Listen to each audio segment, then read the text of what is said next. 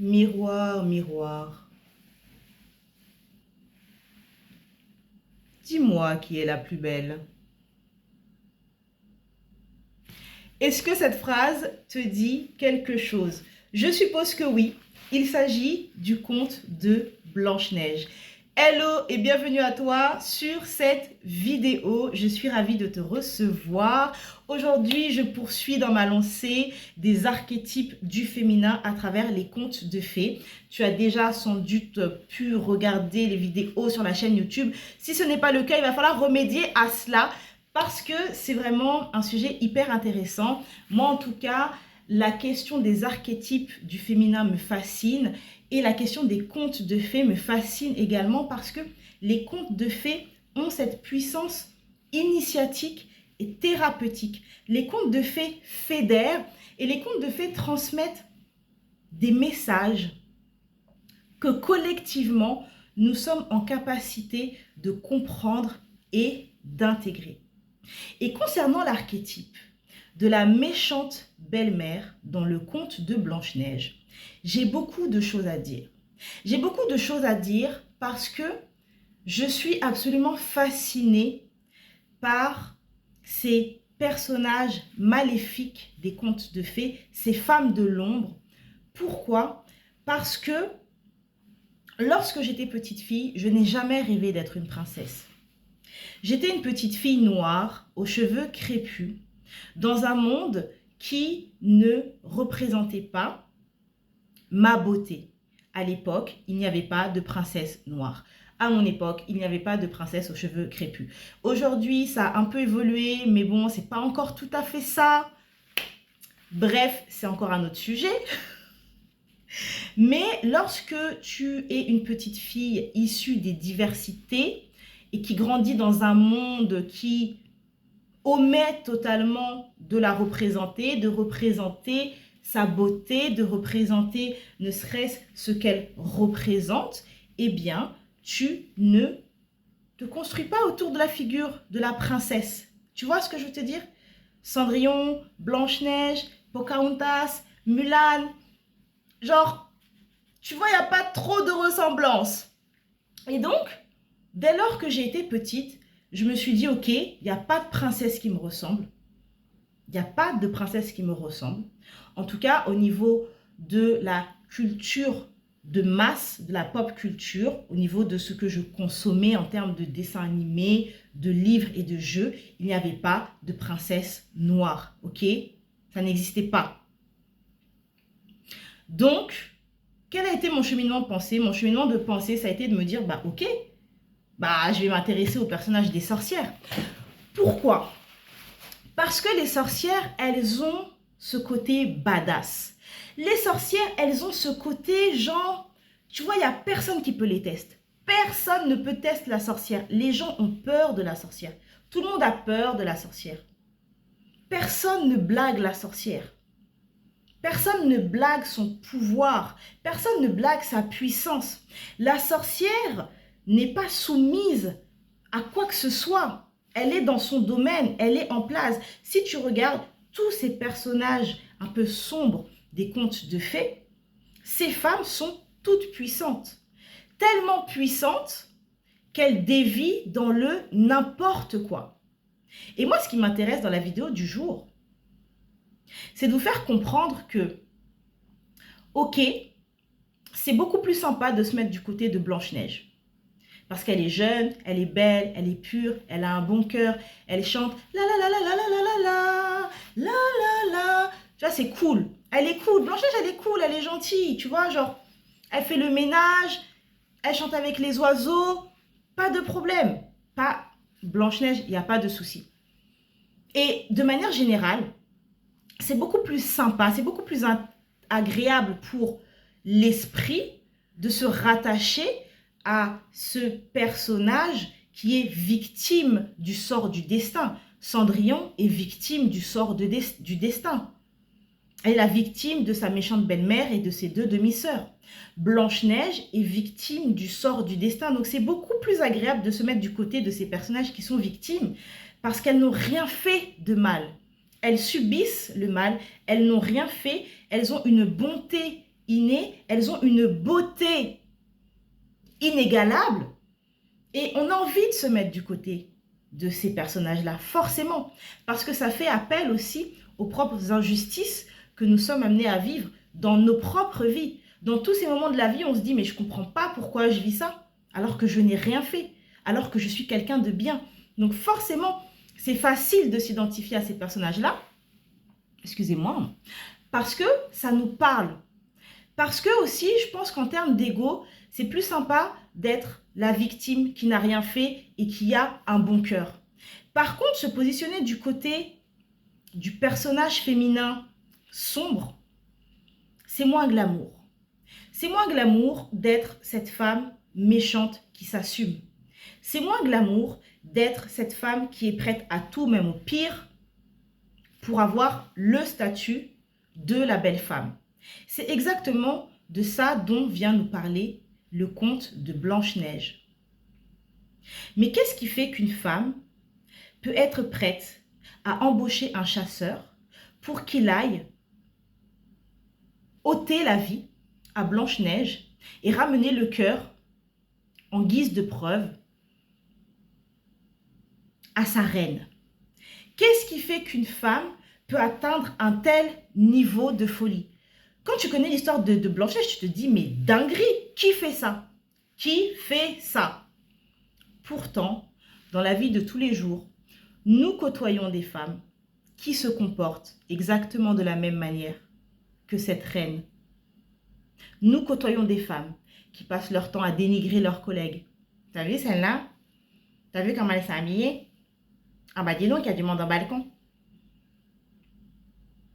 Au quotidien, nous côtoyons des femmes prêtes à tout pour évincer celles qu'elles considèrent comme étant leurs rivales. Et quand je dis ça, tu comprends la puissance et la modernité qu'il y a à travers les contes de fées. Les contes de fées ne sont pas simplement là pour nous raconter une histoire. Les contes de fées sont là pour parler de nous, sont là pour nous parler de la part en nous qui est victime et qui subit le sort du destin, mais également de la part en nous qui est médiocre, qui est sombre, qui est laide, qui est mauvaise, qui est blessée. Moi, lorsque je me raconte l'histoire autrement, je me dis que la belle-mère de Blanche-Neige est une femme qui doit avoir la cinquantaine.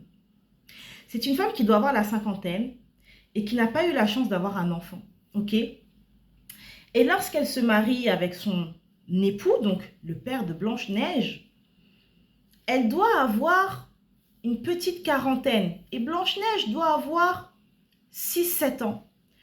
Donc au début, Blanche-Neige, c'est pas sa rivale, c'est juste sa belle-fille, ok?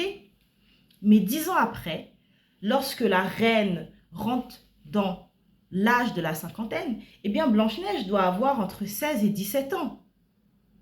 Et quand la reine demande à son miroir, miroir, miroir, dis-moi qui est la plus belle, le jour où son miroir lui répond, ma reine, vous êtes très belle, mais il existe encore une femme bien plus belle que vous, alors je n'ai pas le texte par cœur, ok? Eh bien là, c'est la chute pour cette femme. Imagine-toi que cette femme a ce rituel quotidien depuis des années. Depuis des années, elle demande à son miroir qui est la plus belle et son miroir lui donne une réponse qui lui permet de se réassurer en tant que femme, qui lui permet de se réassurer dans sa confiance en elle, qui lui permet de se réassurer dans l'amour qu'elle se porte. Et la symbolique du miroir est hyper intéressante. Combien d'entre nous esquivons le miroir? Combien d'entre nous avons une relation d'amour et de haine avec le miroir? Combien d'entre nous passons des heures devant notre miroir à scruter nos rides, nos cheveux blancs, nos bourrelets, nos vergetures, à vivre cette insatisfaction du corps, cette insatisfaction de la beauté qui se transforme et qui évolue? C'est notre miroir qui accueille tout ça. C'est notre miroir qui est aux premières loges de tout ça. Donc, d'une certaine manière, la personnification de cet objet, le miroir, est très pertinente. Et donc, on pourrait se dire que quand tu te regardais fut un temps et que tu te trouvais jolie, que tu te trouvais acceptable, que tu aimais ton corps, ton miroir était ton meilleur ami. De la même manière que ce miroir a dit pendant des années à sa reine, « Vous êtes la plus belle ». Et une fois qu'elle avait cette phrase, elle était satisfaite et elle allait vaquer à ses occupations. Ok?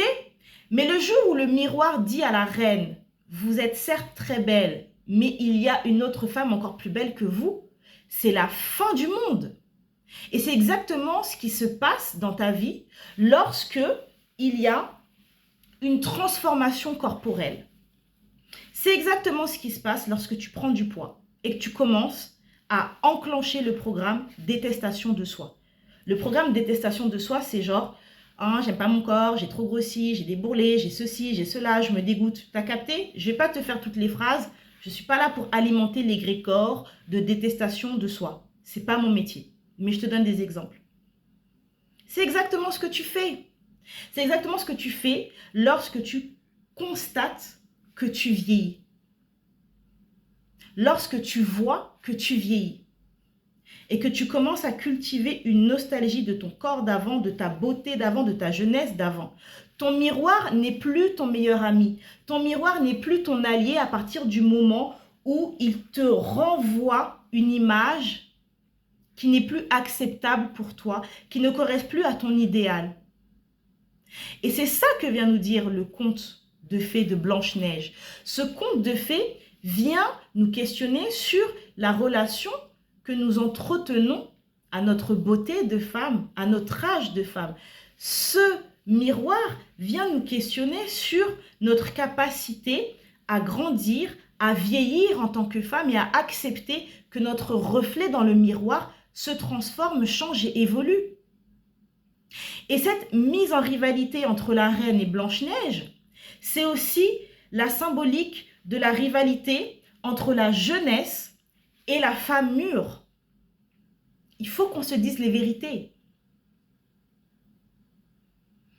Entre 20 ans et 28 ans, une femme est à son pic. Ensuite, à partir de 35-40 ans, on rentre dans autre chose. Ok, peut-être que mes consoeurs vont me tomber dessus en commentaire. Ça va, je suis prête à échanger dans la paix du cœur avec vous.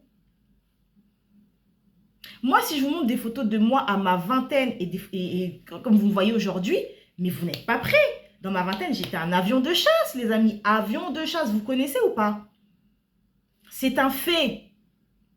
Le conte de Blanche-Neige vient aussi nous questionner sur notre capacité à accepter qu'en tant que femme, nous devons passer le relais. Nous devons passer de la vingtaine à la trentaine, de la trentaine à la quarantaine, de la quarantaine à la cinquantaine, de la cinquantaine à la soixantaine. Il y a des ères dans la vie des femmes. L'ère de la jeune fille, l'ère de la femme mûre. Et le personnage de la belle-mère maléfique ou la reine maléfique dans Blanche-Neige incarne cette ère de la femme mûre. Et c'est une femme mûre qui refuse de vieillir. Elle refuse de céder sa place à la jeunesse représentée par le personnage de Blanche-Neige. Cette beauté pure, innocente, qui ne connaît pas la vie. Elle est prête à ôter la vie à Blanche-Neige pour garder cette place. Est-ce que vous comprenez les symboliques ici qui sont en jeu? Est-ce que vous comprenez le message initiatique qu'il y a à travers ce conte et la démarche que vous devez avoir en tant que personne pour vous empuissancer et pour vous approprier aussi cette idée que oui, le temps passe, oui, mon reflet va évoluer et se transformer, mais je dois continuer à m'aimer. Et si je ne fais pas ce travail de m'aimer, eh bien, le risque, c'est que je me transforme peu à peu en ce personnage. Je vais commencer à devenir une femme aigrie. Je vais commencer à devenir une femme qui critique les jeunes femmes. Je vais commencer à être une femme qui va dire, bah, dis donc, cette jeune fille, elle a le ventre à l'air, mais c'est pas des manières. Ça vous parle ou pas? Ah oui, de toute façon, les femmes d'aujourd'hui, hein. Est-ce que le vrai sujet, c'est les jeunes femmes d'aujourd'hui ou c'est toi et ton incapacité à accepter que tu rentres dans l'ère de la femme mûre et que ton corps a évolué suite aux grossesses, suite au quotidien, suite à l'âge, suite à la ménopause? C'est quoi le vrai sujet? Et où est-ce que toi, tu n'as pas envie d'aller regarder? Et où est-ce que tu te complais dans une idée un peu faussée de qui tu es?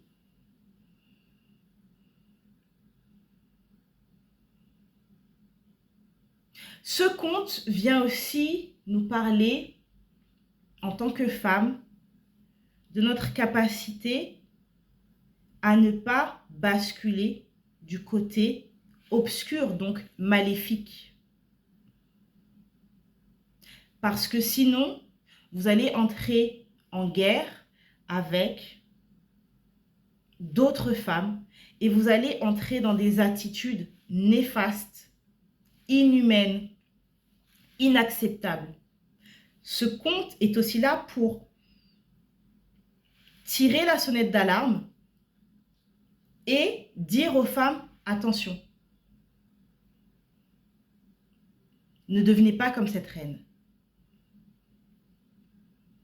Attention, vous avez été jeune, vous avez peut-être subi l'envie, la jalousie, la méchanceté de vos aînés, mais vous ne devez pas reproduire ce schéma. Vous devez faire preuve de sagesse. Vous devez non pas être cette reine maléfique, mais cette femme qui transmet à partir de l'espace du cœur, à partir de l'espace de la sagesse, à partir de l'espace de la confiance en soi.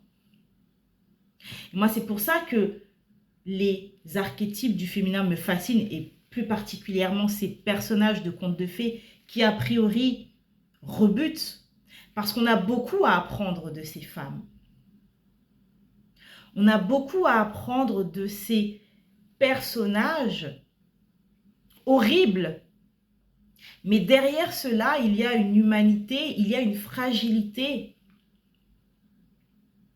qui vient nous toucher en plein cœur, qui vient nous questionner, qui vient nous interroger. Alors plutôt que de créer une relation malsaine avec nos miroirs, en étant très attentive à la moindre faille, à la moindre transformation, peut-être qu'en tant que femme, on devrait accepter de suivre le flot, de suivre la transformation. Et si je rentre encore plus loin dans mon délire créatif, parce que vous commencez à me connaître, ok? On peut totalement réécrire l'histoire de Blanche-Neige en imaginant que ce personnage de la belle-mère ne soit plus dans son ombre, mais dans sa lumière. Imagine-toi le personnage de la reine maléfique dans son énergie lumineuse. Eh bien, au lieu d'être en rivalité avec Blanche-Neige, elle serait une belle-mère qui transmet l'art de prendre soin de soi, qui transmet l'art de parler des menstrues, puisque Blanche-Neige n'a plus de mère. Donc cette belle-mère serait comme un substitut de mère. Elle pourrait enseigner à Blanche-Neige tout un tas de choses. Elle pourrait créer un lien profond, unique, complice et respectueux. Et le conte serait totalement différent. Et Blanche-Neige ne serait plus la victime de sa belle-mère. Et ça aussi, je trouve que c'est hyper intéressant. Parce que dans chacun des contes de fées qui ponctuent notre enfance, eh bien, il y a ce personnage, cet archétype de la jeune fille pure en détresse. Et donc, chaque petite fille se construit avec cet archétype-là. Mais si on apprenait aux petites filles qui sont les futures femmes à ne pas intégrer l'idée d'être victime de quoi que ce soit ou de qui que ce soit, eh bien, dès le plus jeune âge, on injecterait dans l'esprit des petites filles qu'elles peuvent être non pas les victimes du sort du destin, mais les héroïnes, les créatrices de leur vie, qu'elles ont la maîtrise de leur vie. Et c'est totalement différent. Parce que tu imagines Blanche-Neige qui doit courir en plein hiver, il fait froid, avec sa petite jupe, ouais, le chasseur il court après elle, ta. Imagine-toi l'angoisse. Imagine-toi l'angoisse de la petite. Et puis le chasseur se laisse attendrir, donc bon, il ne lui ôte pas la vie, mais tout de même, le stress, elle finit par se cacher dans une maisonnette, elle vit dans les bois, alors qu'à la base, la nana, c'est une princesse, donc déclassement social. Imagine-toi toute cette angoisse-là. Parce que la belle-mère est dans son énergie sombre. Mais si la belle-mère était dans son énergie lumineuse, Blanche-Neige ne serait pas déclassée socialement. Elle ne vivrait pas dans les bois, au milieu de la forêt, à chanter avec les oiseaux. Elle serait restée dans son royaume. Elle serait souveraine dans son royaume. Et tu vois, l'impact inconscient est totalement différent quand on transmet ce conte de Blanche-Neige à travers le prisme de l'archétype lumineux de la belle-mère. Et tu comprends donc aussi toute la responsabilité que nous avons en tant que femmes à transmettre à nos filles, à transmettre à nos fils, à transmettre à nos nièces, à transmettre à nos belles-filles. C'est une responsabilité.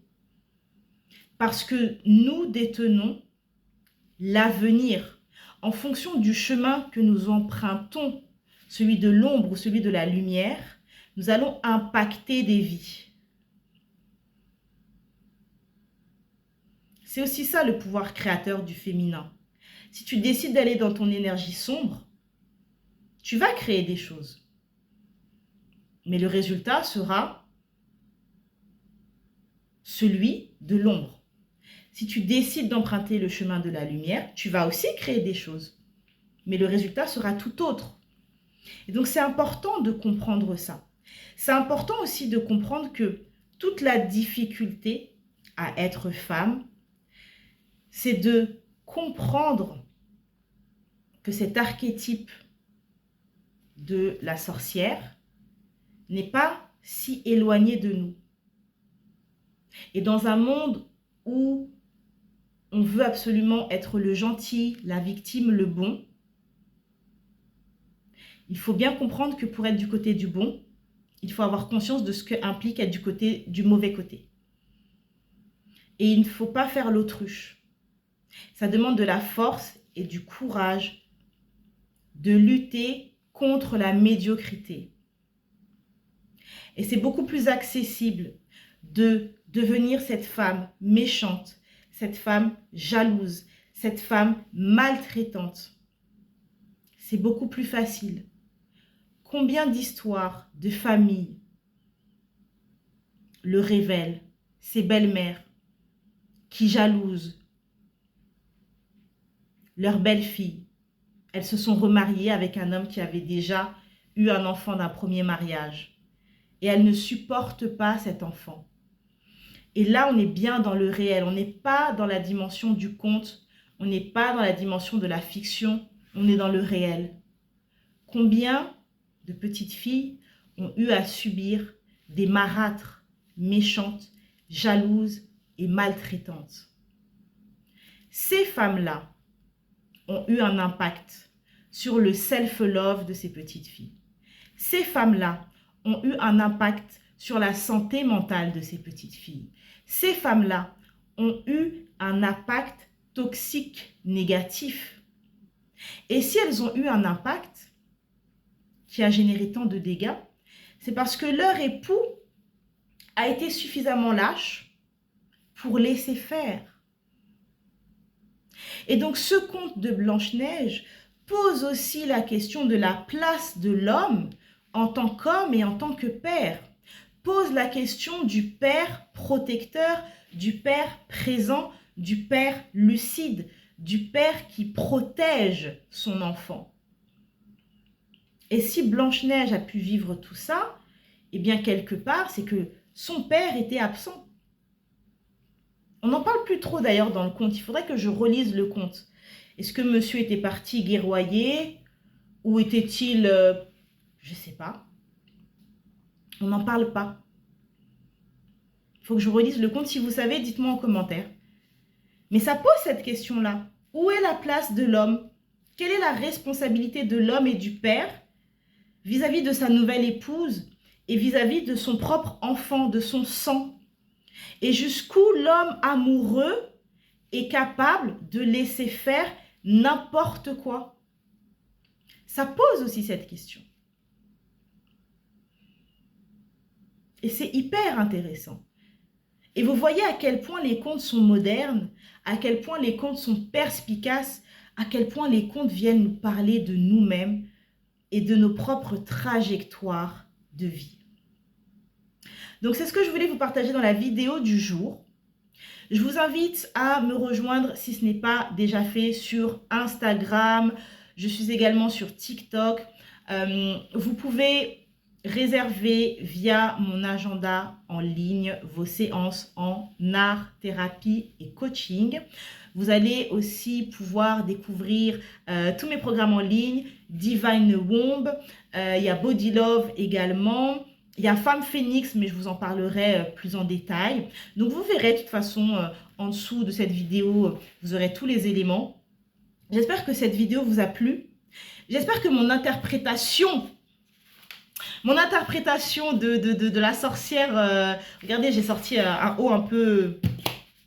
J'espère que ça vous a plu, que mes talents d'actrice vous ont plu. Je vous invite à partager cette vidéo parce que je n'ai pas encore vu sur YouTube quelqu'un qui parle des contes de fées, des archétypes du féminin et tout, et tout, et tout, et tout. Donc voilà, je sais que ce que je propose, c'est un peu singulier. Certaines personnes diraient chelou, mais écoute, pour moi, chelou, c'est un compliment, donc je prends. Qu'est-ce que je peux vous dire de plus? Prenez soin de vous et je vous dis à très vite pour une prochaine vidéo. Bye bye!